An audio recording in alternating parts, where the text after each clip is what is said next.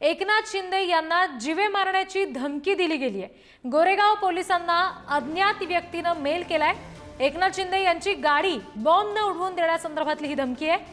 मंत्रालय आणि जे हॉस्पिटल इथे सुद्धा अशाच प्रकारचे धमकी प्राप्त झालेले सगळे मेल आहेत, त्याची माहिती मिळते आणि पोलिसांनी या सगळ्याची दखल घेतलेली आहे। अज्ञात इसमाविरुद्ध गुन्हा सुद्धा दाखल करण्याची प्रक्रिया सुरू झाली आहे आणि पोलीस सध्या अलर्ट मोडवर आलेले आहेत।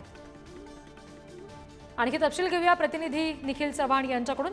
निखिल, पोलिसांनी याबाबत आणखी काही खुलासा केलेला आहे? मेल नेमका कोणी केलाय हे समजू शकले का?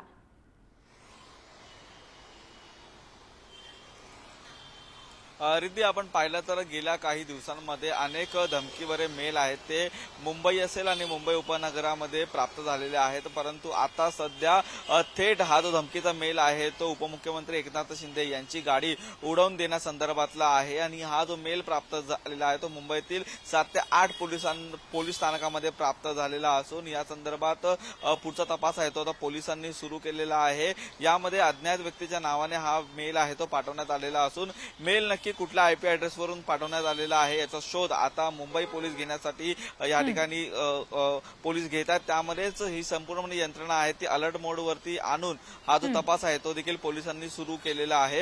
या संदर्भात आता हा मेल कुठून आलेला आहे हे पोलीस तपासतात, परंतु या संदर्भात कुठलीही अजूनपर्यंत ठोस अशी माहिती नाही की नक्की मेल हा कोणी केलेला आहे, कोणी ही चेष्टा केली आहे की या प्रकरणामध्ये हा खराच मेल आहे हे देखील आता पोलीस तपासतात। अगदी पुढचे तपशील तुमच्याकडून घेऊ। तुर्तास धन्यवाद निखिल दिलेल्या माहितीसाठी।